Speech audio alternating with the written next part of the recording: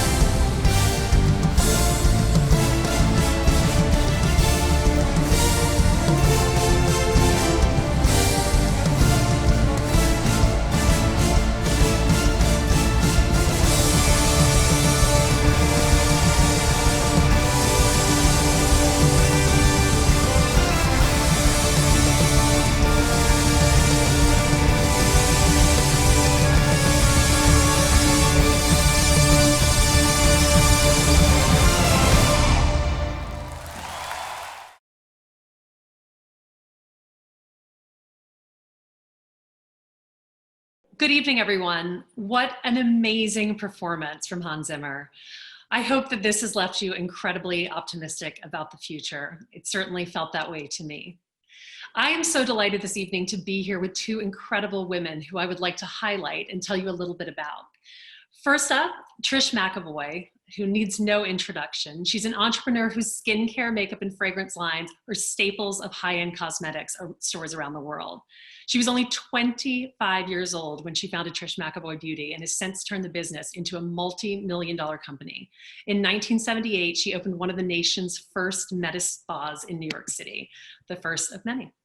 Marcie Pantzer is also joining us today. One of my favorite things growing up in the South is monogrammed stationery, and Marcie is kicking the doors wide open with her company, Dear Annabelle. She's the creative director of this incredible luxury paper goods company that supplies sophisticated stationery to the most well-regarded soirees and cocktail parties. An avid letter writer and stationery collector, Marcie's modern luxury paper goods provide a fresh take on the timeless art of letter writing, which in my opinion never gets old. Ladies, welcome to the conversation. Thank you so much for having us. It's a joy to be here. It's great to have you both.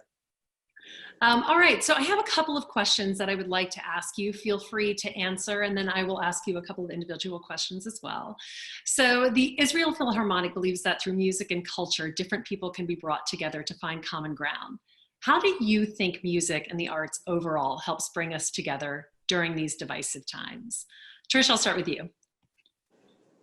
Nothing is as uplifting as music and the arts.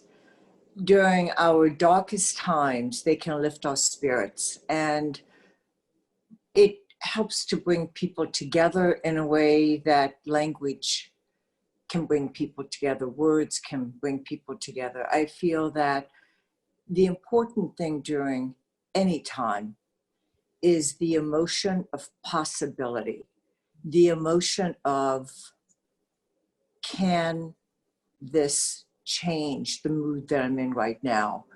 And the arts have been uplifting for me my entire life. They've had such a large influence on everything in my life. I can't live without music. Yes, I agree with you. I definitely agree with you. Marcie? Yes, I echo what Trish says.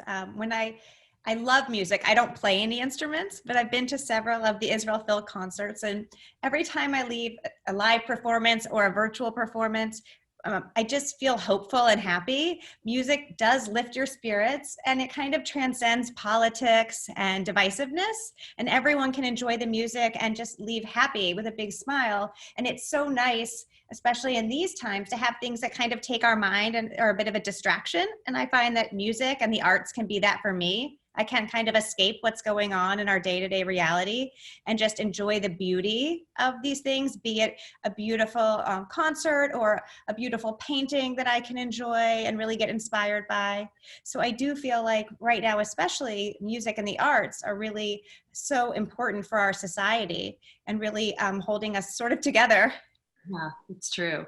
You know, I've worked at Christie's for almost 20 years, and one of the interesting things about art, and I found myself, especially in this past year, going back to art time and time again, is that you see through art and music how times have been tough before, right? We're not the first people to go through times of divisiveness. We're not the first people who've gone through issues in their world that seemed beyond comprehension. And so seeing this in paintings, feeling this in music, I think is such an incredible gift to us all to know that other people have gotten through this and have moved on and things have become stronger because of it, for sure.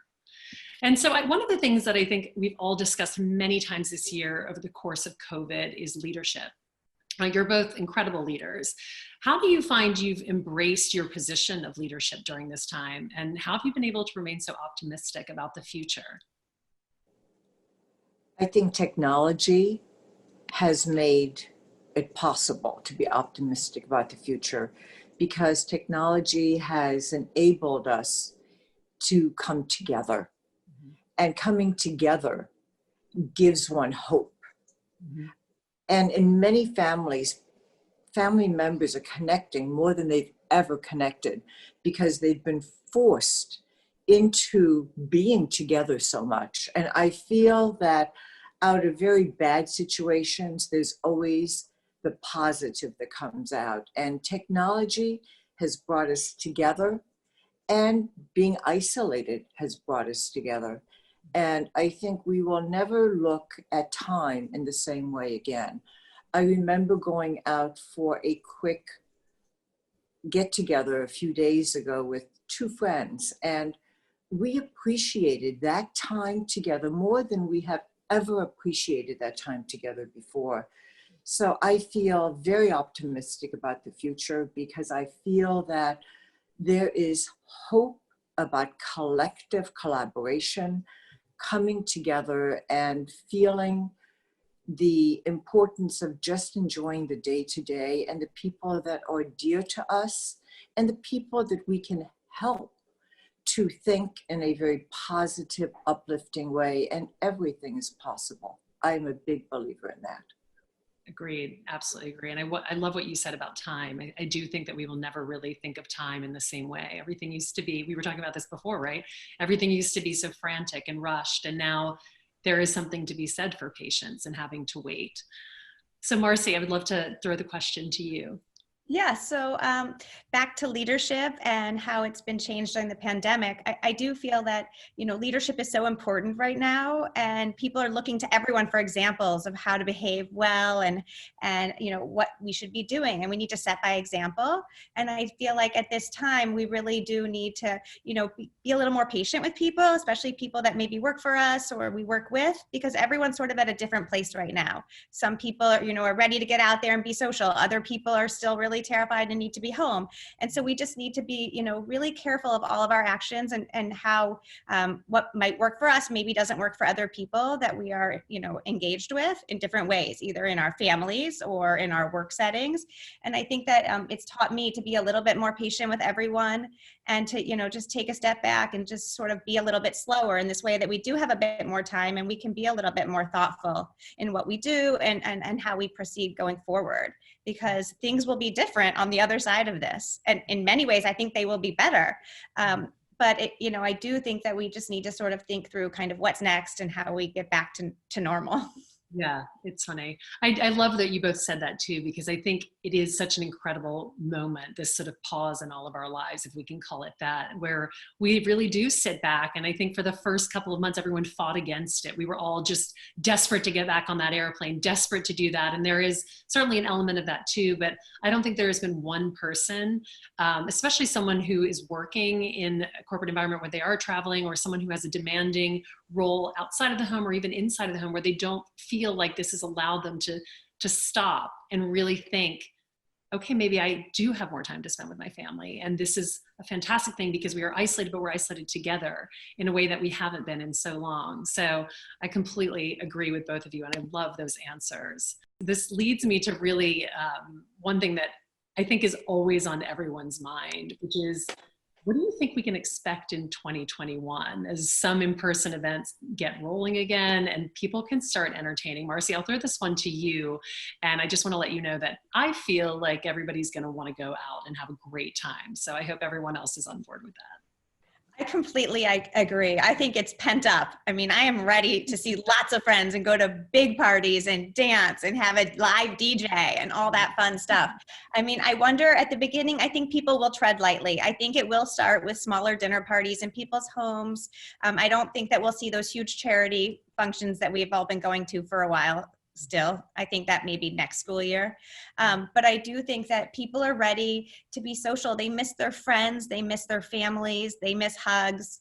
People, we're social beings and we like to be around each other for the most part. So I think that you're right. I think that when once the vaccine is around or people are ready, feel more safe being together, that I think that there will be so much more entertaining and it won't maybe feel like such a burden. I feel like perhaps right before the pandemic, going out started to feel like a burden. There were so many events and, a few nights a week, especially here in Manhattan. I'm not sure in other parts of the country, but it was a very full social calendar. And it got to the point where it wasn't very fun. And like Trish said, she appreciated going out with two friends so much more because she really hadn't had the chance to do it. And I think that we probably all will appreciate our moments a little more and our time with friends, and even some of the benefits and things that were sort of a drag before, I think we'll enjoy so much more because it'll be a chance to be together and feel our community be again, like in real life, which will be really nice. Absolutely. And Trish, I would be interested from that perspective. I mean, obviously there's been a difference in terms of people's skincare and makeup. Would you speak to what you've seen even in your own business during this Zoom era and what you expect as we move into 2021 to hopefully a sort of slow rollout of people being able to be out again? What I've seen is that in makeup and skincare, it's very much like, what are you wearing underneath and what are you wearing on top? Right.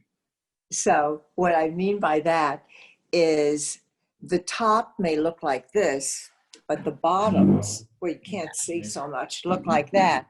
And it's really now we are putting much more focus on skincare. And the skincare is more important than ever because we're wearing masks and masks cause breakout. And I think people are much more aware of what skincare does. And instead of thinking about anti-aging, I think people are much more focused on soothing, comforting skincare that makes your skin feel good and look good. When it comes to makeup, it's very much a marriage of skincare with color. Today, we do not want to put a lot of makeup on. We're all much more relaxed. So BB creams become very important, a little bit of coverage that adds moisture, sun protection, and gives you that boost of oil control in one product. So makeup is more of a skincare / color product now. And even mascaras that are coming out now condition the lashes and add color versus just adding length and color.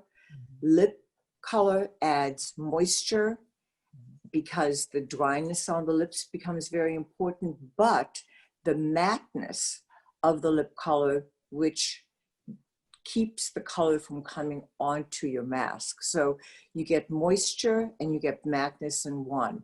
We're looking for quick beauty that gives you results. And very, very much today, we're looking at the future. Are we putting our product into refillable containers? Are we using ink that is environmentally friendly?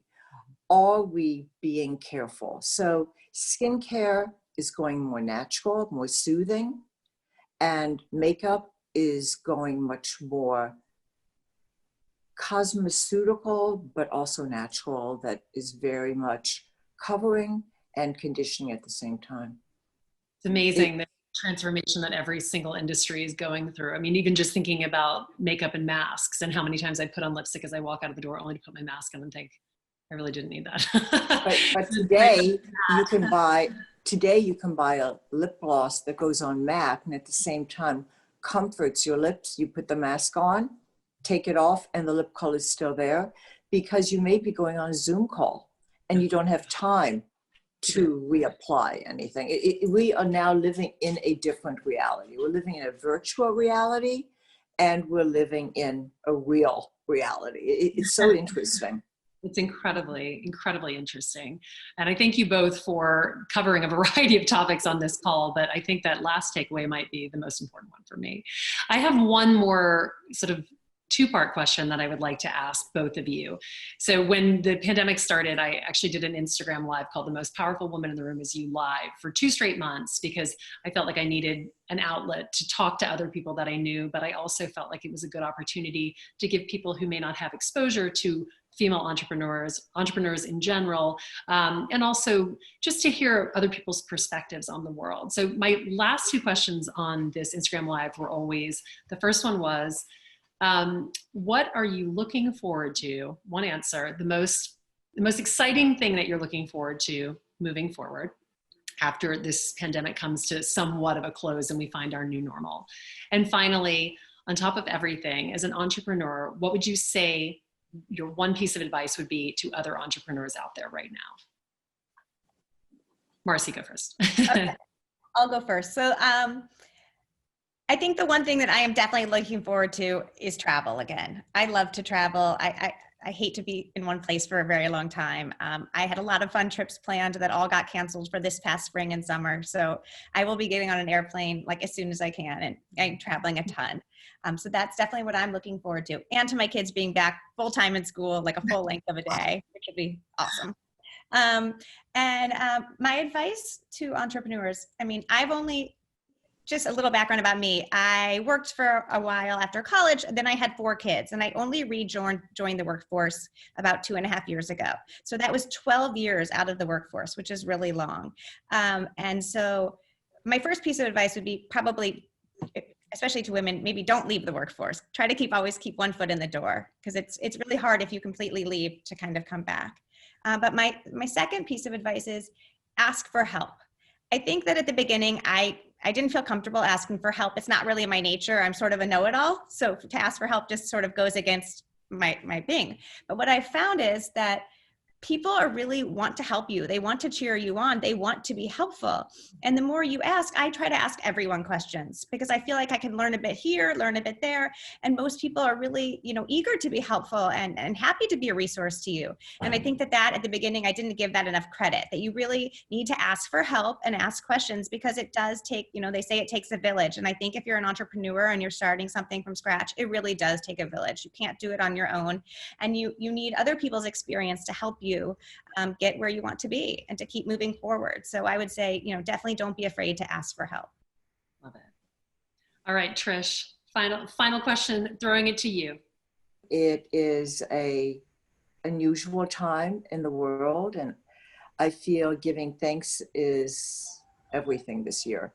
So for me, having the people that I am very close to, some of the people that I'm very close to near me, and hosting it is what I'm looking forward to. And as far as entrepreneurial guidance, I feel first and foremost, it shouldn't feel like you're working. It should feel like fun. Oh, that's good. And if you do something that feels like fun and it is your craft, you are very, very fortunate. Second thing I would say is ensure that you have the brightest people around you, but not only the brightest, the kindest, because kind people that are bright are much more fun to be around than just bright people. True. It's very true. Very true, Trish. And I think it's so important to really know your industry and look for the opening. What can you do in an industry that's saturated? Because all industries are saturated. What I love about Marcie is she's so clever. I've always loved stationery, and I've always bought a lot of stationery. Now I am so enamored by Marcie's stationery because it's fun. She's got a little twist that others don't have, yet it's beautiful, yet it's funky. I feel find the niche, find the opening. For me, I entered an industry that was flooded by big companies, and I started with a makeup brush because at that time, professional makeup brushes were not available. Find the opening. Make sure that you really are set up and funded with your funding so that you have enough money to withstand the hard times. Yeah. It's truly an up and down journey. You're not going to only go up. You're going to get hit, you're going to fall, but you will gain more from the falls than you will gain from when you're flying high. You will. I think that, Trish, although I only asked you for one piece of advice, I feel like you've given me Sorry. stay here all day listening to this, because I love every piece of advice that's coming out of your mouth. Thank you. Thank you. Thank you enough for your time and your wisdom. And also to Marcie, I mean, you know how I feel about your stationery because I use it all the time. But ladies, this has been such a pleasure to spend this evening for us together. But for everyone else who's watching around the world, I hope you've had a wonderful evening. I hope the optimistic feeling of today stays with you. And we look forward to seeing you soon. Oh, yes. Thank you, Lydia. It was wonderful. Thank you, Trish. Thank you, darling Marcie, and thank you, Lydia. Hello, everyone. My name is Ron Losby, President and CEO in Steinway and Sons, and I want to extend our greetings to each of you this afternoon after this wonderful performance. It is so important in this time that we're all living through to connect each other through music, and I applaud the Israeli Philharmonic and the Friends of the Israeli Philharmonic for being able to connect everybody with this wonderful concert that we have just heard. We are delighted to be a lead sponsor, and we are hopeful that we will hear many of these performances over the next few months, both virtually and also in person. So thank you for the opportunity to address you, and happy Hanukkah.